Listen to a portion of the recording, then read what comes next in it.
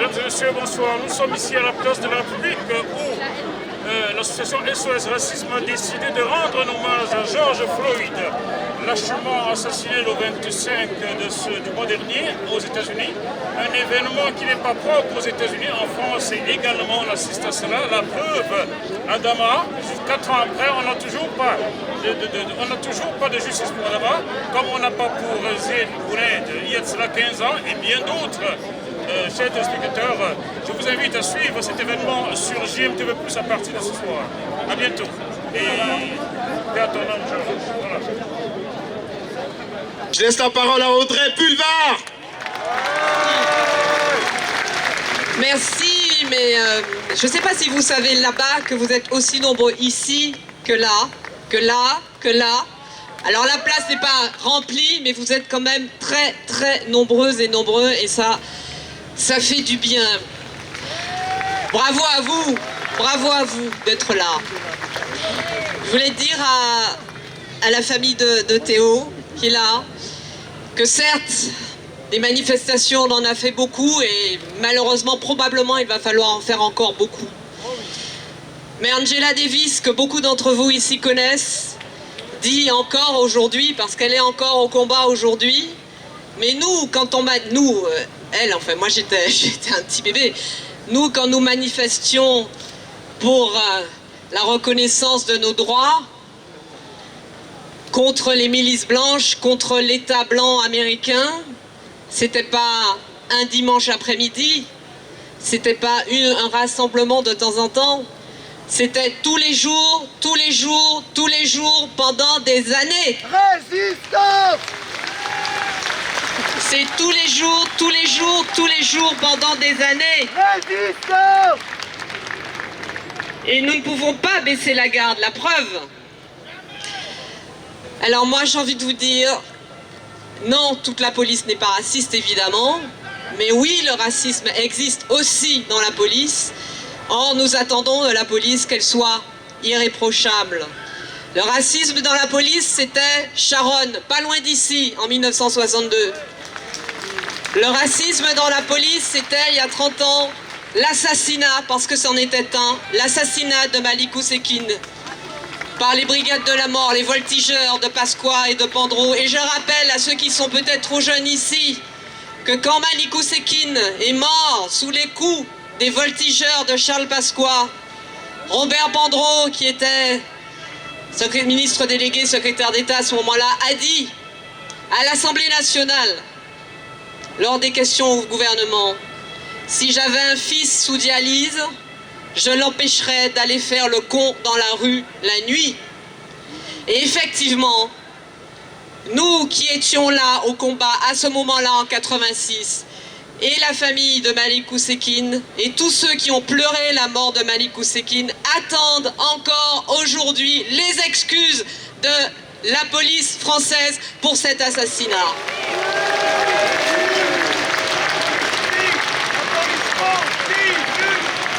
La violence et le racisme dans la police qui existent donc, même si, encore une fois, évidemment, tous les policiers ne sont pas racistes.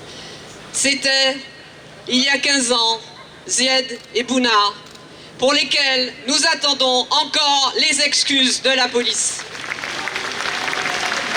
La police et le racisme dans la police, c'est évidemment aujourd'hui Théo, c'est évidemment Adama, ce sont évidemment tous ces garçons et ces filles qui subissent et qui ont subi et qui parfois en sont morts, cette violence et ce racisme.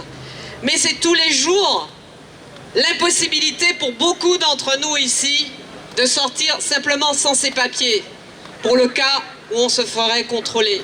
C'est tous les jours du contrôle aux faciès, c'est tous les jours du harcèlement, c'est tous les jours des propos déplacés, c'est tous les jours un tutoiement qui n'a pas sa place dans le rapport entre un policier et un citoyen. Et cela, Monsieur Castaner, cela, Monsieur Édouard Philippe, cela, Monsieur Jacob, qui dit que la violence policière n'existe pas en France, eh bien ce n'est pas acceptable. Et tous les jours, nous devons dire que ce n'est pas acceptable, et ce n'est pas acceptable non plus dans la bouche des Zemmour et compagnie, car ils sont nombreux, qui ont table ouverte, micro ouvert, matin, midi et soir dans les médias. Or, la liberté de parole, ce n'est pas la liberté de dire n'importe quoi, ce n'est pas la liberté d'insulter, ce n'est pas la liberté d'appeler à la haine.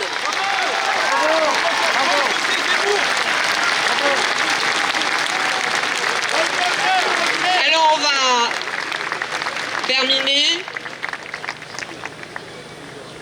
avec ce grand élan que nous vivons. Essayons effectivement, comme disait Dominique, d'en être contents. La colère, elle est là. L'indignation, elle est là. Elle est intacte. La mobilisation, elle doit être intacte tous les jours. Mais soyons aussi heureux d'être aussi nombreux ce soir et d'être encore aussi nombreux à dire non au racisme, non aux violences policières et oui à un pays dans lequel le vivre ensemble, le faire ensemble, ça a un sens. Merci à tous. Justice pour les victimes du racisme et des violences policières, quels qu'ils soient. Merci. Allô, oui, merci beaucoup Audrey Pulvar, merci. Merci Audrey. Nous nous acheminons vers la fin de ce rassemblement. À l'Élysée. Non. On va chercher le responsable. Non, restons mobilisés. Faisons un maximum de bruit pour que l'Élysée se rende compte qu'il y a un vrai problème en France. Mais vous avez bien vu, ce sont les mobilisations qui ont poussé le président Macron à bouger, à parler finalement. Donc ça veut dire que nous sommes une force, nous sommes une véritable force, la force citoyenne. Cette force, elle est capable de tout, car il s'agit de nos affaires. Nous l'avons dit, nous nous sentons concernés. Nous sommes concernés. Nous sommes impliqués. Nous participons. Nous sommes indignés. Nous gardons cette indignation. Cette capacité, gardons-la. Parce que c'est grâce à cela que là-haut, ils nous entendront et qu'ils changeront les choses.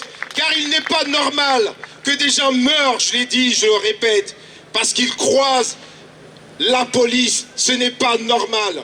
Ce n'est pas normal dans une démocratie comme la nôtre que des jeunes, que des moins jeunes meurent du contact avec la police.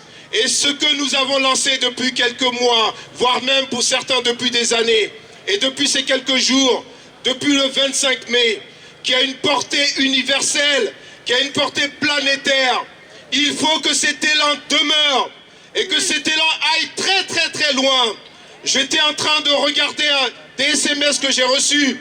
Les amis africains qui sont là me disaient, n'oubliez pas aussi de dénoncer les violences en Afrique. N'oubliez pas de dénoncer aussi cela.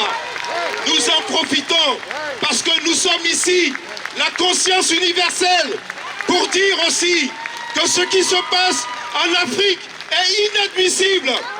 Que ce qui se passe en Mauritanie, où des Noirs meurent de la rencontre avec le pouvoir mort, blanc, est inadmissible. Que ce qui se passe au Mali est inadmissible. Que ce qui se passe en Guinée est inadmissible. Que ce qui se passe dans tous ces pays, il est important que nous ici, nous restions vigilants aussi au-delà de l'Hexagone. Nous nous occupons de ce qui se passe ici dans notre pays, mais aussi à l'échelle de la planète, car la planète c'est aussi notre terre à nous tous, et nous devons la préserver et la sauver. Et au Liban et dans toutes ces zones où l'injustice se développe. Merci à tous. S'il vous plaît, rentrez, s'il vous plaît, de manière simple, pacifique. Dominique va conclure en disant un mot, mais s'il vous plaît, pas de grabuge. Là, ce rassemblement est digne, ce rassemblement est extraordinaire, est formidable. Gardons cette dignité, fermeté, intransigeance, mais pacifisme aussi. Nous sommes pacifiques. Merci beaucoup d'avoir assisté à ce rassemblement. qui, je pense, et tout à l'heure on me demandait, mais d'où viennent ces gens qui sont sur la place, qui sont-ils? Je dis, bah, ce sont des Français de toutes les origines, de toutes les couleurs de peau et autres, de toutes les religions, de tous les âges, de toutes les conditions sociales, parce que lorsqu'on veut lutter contre le racisme, il faut que l'ensemble de la société se mette en mouvement. Le racisme, c'est l'affaire de tous. Tout le monde n'y est pas touché de la même façon, bien évidemment, mais c'est l'affaire de tous. C'est l'affaire de l'ensemble des citoyens. Et lorsqu'une personne noire est tuée, c'est l'affaire de tous. Lorsqu'un juif